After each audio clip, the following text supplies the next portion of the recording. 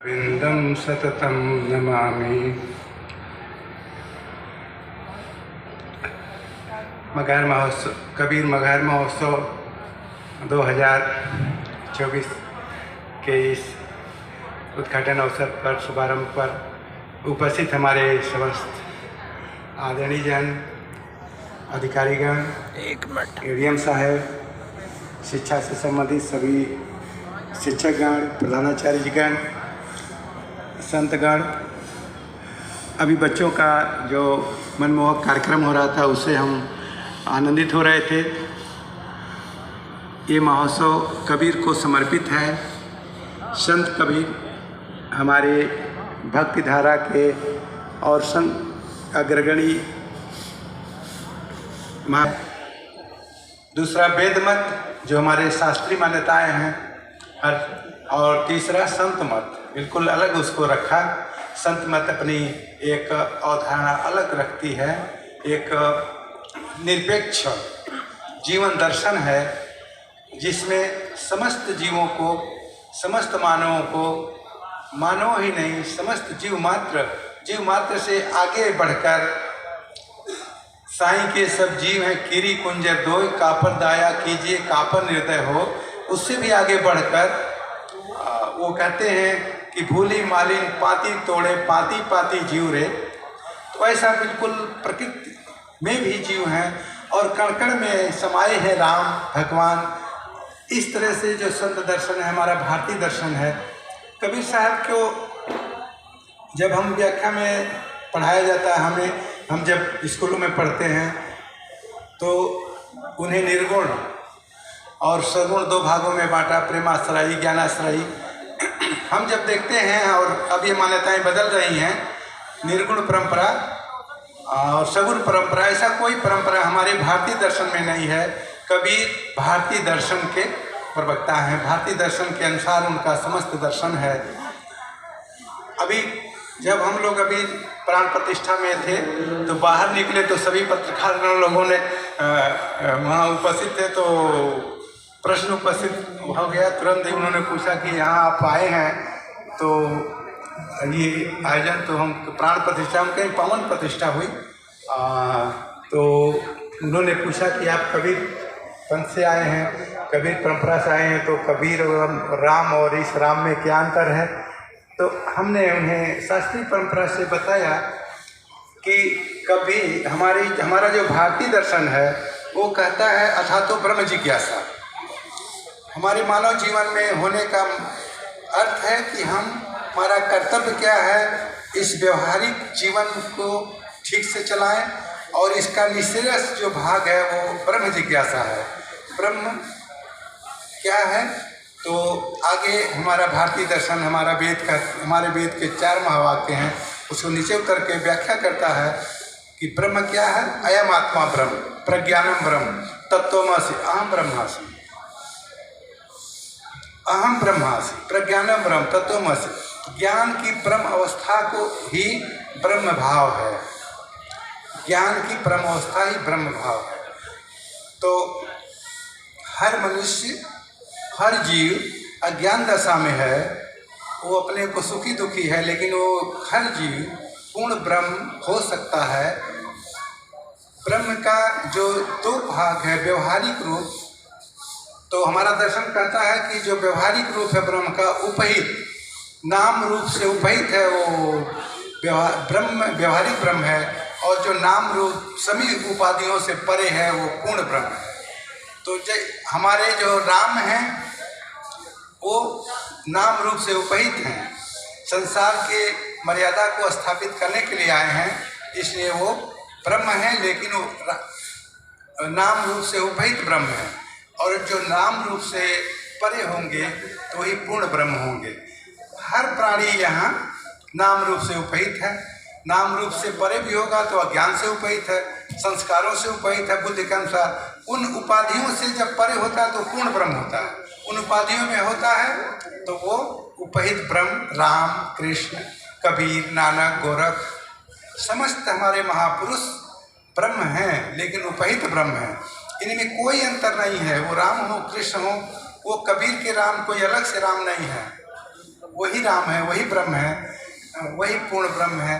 वो अल्लाह के रूप में, यीशु के रूप में, विभिन्न रूपों में अल्लाह, राम, करीमा, केशव, हरि हजरत नाम धराया, गहना एक कनक ते गहना, यामे भाव न दूजा, कहन सुनन को दुई करी थापे, एक नमाज एक पूजा, वही महादेव वही मोहम्मद, ब्रह्मा आदम कहिए, को हिंदू को तुरुक कहाए, एक जमीन पर रहिए। तो कहते हैं समस्त हम एक जमीन पर रहने वाले एक भाई बंधु हैं, एक ही उस उपहित ब्रह्म के रूप में काम कर रहे हैं। हमें पूर्ण ब्रह्म होना है। हम यहाँ पर विभिन्न नामों में, विभिन्न रूपों में, हमारे जो मार्गदर्शक हैं वो विभिन्न नामों से आए हैं। उनको मार्गदर्शक हैं, पथ प्रदर्शक हैं, हमारे प्रेरणा स्रोत हैं, हमारे जीवन के आधार हैं, हमारे जीवन को अज्ञान की दशा से ज्ञान दशा में बदलने वाले हैं। उनका मार्ग दर्शन ही हमें ऊपर ले जा सकता है। इसलिए ऐसे महापुरुषों को इस रूप में कबीर साहब ने जब बीजक शुरू किया, उनकी मूल वाणी बीजक है, तो जो पहला ही साखी बोला, पहला ही वचन, तो उन्होंने बोला, कहीं कबीर पुकार के ई लेऊ व्यवहार, राम नाम जाने बिना भवबूढ़ मुआ संसार। और राम उनके बाणी में हजारों बार राम शब्द एक ऐसा शब्द है, एक ऐसा, और राम अपने जीवन में अयोध्या में उतरकर एक आदर्श ऐसी मर्यादा स्थापित की कि हर प्राण में बस गए, हर मनुष्य को सच्चा आदर्श मार्ग दिखाने के लिए उसके दिल के लोग जीवन के धर्म में, प्राण में हैं। कबीर साहब ने उनको ज़्यादा पसंद किया, उनके बार बार उनका नाम लेते हैं और अपने पूर्ण ब्रह्म की तरफ ले जाने का इशारा करते हैं। जब पहले ही साखी बोल रहे हैं तो उन्होंने बीजक में पहला ही वाक्य बोला, तो बोला कि अंतर्ज्योत शब्द एक नारी, हरि ब्रह्मा, तो अंतर्ज्योत बोला। उन्होंने एक शब्द में हम सबको एक संदेश दिया कि हमारे मनुष्य होने का मतलब क्या है, हमारा इस जीवन में लक्ष्य क्या है, ये जीवन की पूर्णता कैसे होगी, मुक्ति कैसे होगी, अज्ञान से, दुखों से हम परे कैसे होंगे। उन्होंने एक ही शब्द में बोला कि ये समस्त हजार समस्याएं हैं, इन समस्त समस्याओं का हजार समाधान नहीं, एक ही समाधान है, एकमात्र एक समाधान है, अंतर्ज्योत। अंतर्ज्योत उन्होंने कहा कि हमारे परम पुरुष परमात्मा ज्योति रूप में, हमारे आत्मा रूप में विराजमान है। हम उधर उनसे परिचित हों, हमारे अज्ञान का अंधकार हटेगा और हमें ज्ञान दशा प्राप्त होगी और समस्त समस्याएं अपने आप तिरोहित हो जाएंगी। कोई समस्या नहीं है, हमें प्रसन्नता होगी, टेंशन रहित होंगे। और ऐसे जैसे महापुरुष, ये बोला जाता है यहाँ लीला किए मतलब वो ज्ञान दशा में होकर कार्यों को कर रहे हैं, हम अज्ञान दशा में होकर कर रहे हैं, बस इतना ही अंतर है, ज्ञान दशा में होना। तो उस ज्ञान दशा में होने के लिए हमें कबीर साहब संदेश देते हैं कि हमारा दो पक्ष करते हैं। एक तो हमारा व्यवहारिक पक्ष हुआ उपहित ब्रह्म का, और दूसरा हमारा आध्यात्मिक जीवन हुआ।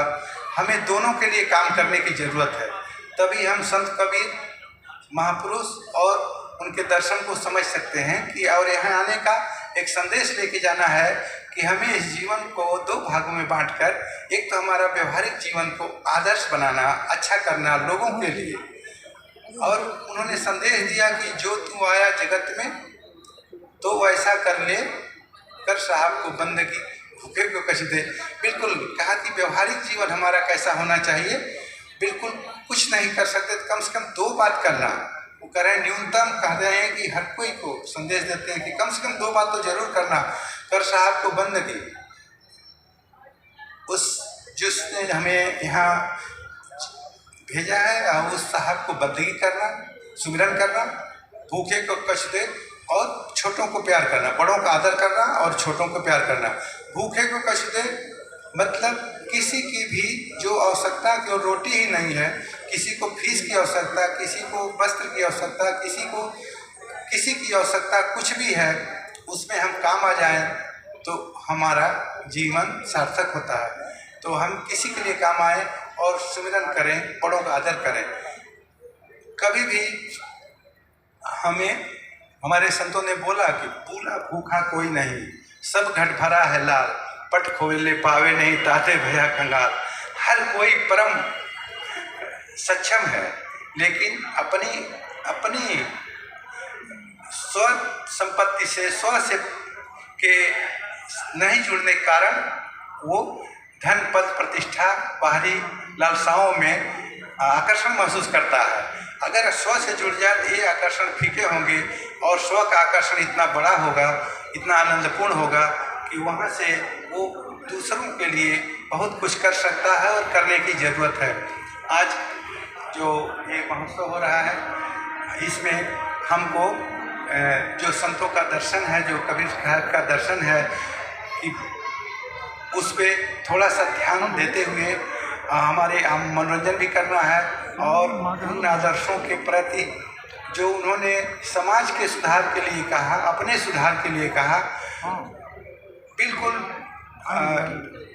पग पग पर जब भी बोलते हैं, एक एक वाणी एक एक शब्द वो हमारे लिए बोलते हैं और जब जो भी कहते हैं उसमें किसी का खंडन, ऐसा माना जाता है कबीर खंडन करते हैं, खंडन नहीं करते।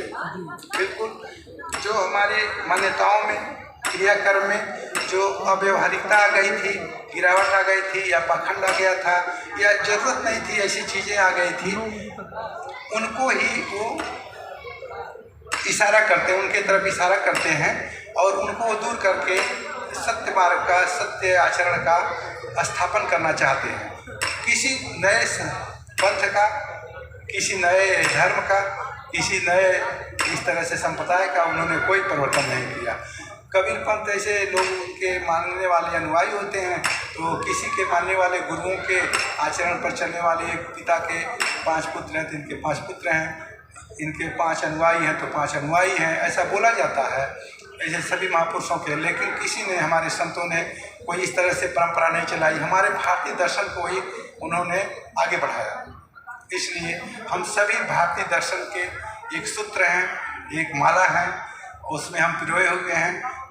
सभी संप्रदाय अलग नहीं हैं, सभी भारतीय दर्शन के जो संप्रदाय हैं। अब थोड़ा सा जब वो आगे बढ़ते हैं तो जो विद्वान अध्ययन कर रहे हैं, तो हजारी प्रसाद द्विवेदी ने कहा, कबीर की जब रामायणियाँ पढ़ा तो कबीर की रामायणियाँ वेद की ऋचाओं से भी आगे चली जाती हैं, बिल्कुल इतना गहनता में गए। तो काशी में पंडित लोग बिल्कुल उनको, तुम कबीर एक समाज सुधारक, एक संत, एक कवि, और तुम उनको ईश्वर वाणी वेद से ऊपर बोलते हो। हजारी प्रसाद द्विवेदी ने कहा, नहीं ऐसा बोलता नहीं हूँ, मैं कबीर परंपरा का हूँ। मैं, कबीर ने कहा, आँखिन देखी, वो कागज देखी नहीं, तो कहता कागज की देखी, मैं कहता आँखन की देखी। आँखन देखी कहते हैं, मैं जो देखता हूँ वो बोलता हूँ। तो उन्होंने तमाम उदाहरण रखे, तब तो उनको ज्ञान हुआ और सब उनको नतमस्तक हो गए पंडित लोग और विद्वान लोग जितने थे वहाँ के। नहीं, ठीक बात है, जब हमारा वेद, जब जल नहीं था, जब आकाश नहीं था, अग्नि नहीं थी, तब क्या था? 10वां मंडल जो उसका हमारे वेद का परम ज्ञान कांड बोला जाता है, उस समय उस समय वेद आश्चर्य में, खोज में है। तो संत बोलते हैं, चांद सहज दिवस नहीं रजनी, तहाँ जाए लाड़ लगावे। जहाँ चांद सूरज दिवस रात नहीं है, वहाँ जाके मैं प्रेम करता हूँ, प्रेमवासी हूँ वहाँ का। तो जब वेद, तब पंडितों, सभी विद्वानों को समझ में आया कि संत उस लिखा पढ़ी से बाहर उस अवस्था पर पहुंचकर बोलते हैं जहां कि हमारा वेद भी नहीं पहुंचा, हमारे लेखन नहीं पहुंचे, हमारे शास्त्र नहीं पहुंचे। शास्त्र नीचे हैं, और ये ज्ञान के क्षेत्र जो आंखों देखी अनुभव का क्षेत्र है, वही अनुभव शास्त्र में उतरा, वही व्यवहार में उतरा, लेकिन उतारने वाला ऊपर हो गया, इसलिए संत उसके ऊपर हो गया। इसलिए जब भागवत में आता है तो भगवान बोलते हैं कि संत की चरण धूल उड़कर मेरे सिर पर पड़ जाए, इस दिन के लिए मैं तरसता रहता हूँ। हम थोड़ा सा देखें, ये राम मंदिर का जो अयोध्या में उद्घाटन हुआ, ये हमारे सांस्कृतिक धारा का एक ऐसा कोई अदृश्य शक्ति काम कर रही है। वहाँ देखिए, वहाँ पर कभी हम गुरुद्वारों में तो सेवा के भाव थे, जूते वूते रखे जाते थे, लेकिन मंदिरों में नहीं थे। वहाँ देखिए कि जूते रखने के सेवादार जो पढ़े लिखे लोग, हर के जूते निकालना, पोंछना, रखना, हर सेवा करना। सड़क पर चल रही पुलिस रोक रही है, महिलाएं, हम लोग अंदर से निकले तो बाबा के चरण छू लें, इसके लिए सब लोग बिल्कुल। ये आस्था का जो सैलाब, आस्था का केंद्र, आस्था का संतों के प्रति, अपने परंपराओं के प्रति, संस्कृति के प्रति पैदा हुआ है। इसको हमें आगे बढ़ाने की जरूरत है। और संत कबीर साहब तो उसको ही मूल्य देते हैं, आगे बढ़ाना चाहते हैं।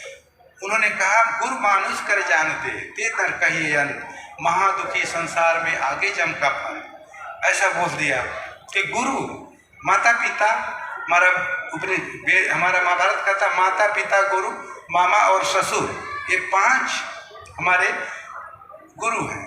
ये जो बोलेंगे वो हित में ही बोलेंगे, अहित में नहीं बोलेंगे, की बात कभी नहीं टालना। तो कबीर साहब कहते हैं, ये माता पिता गुरु और ये मामा ससुर जो हमारे बड़े जन हैं, इन्हें जो मनुष्य समझते हो तो मूर्ख हो। मानुष कर जानते थे नर कहीं अंधे हो। महादुखी संसार में आगे जम का फल तुम्हें कल्याण नहीं होगा।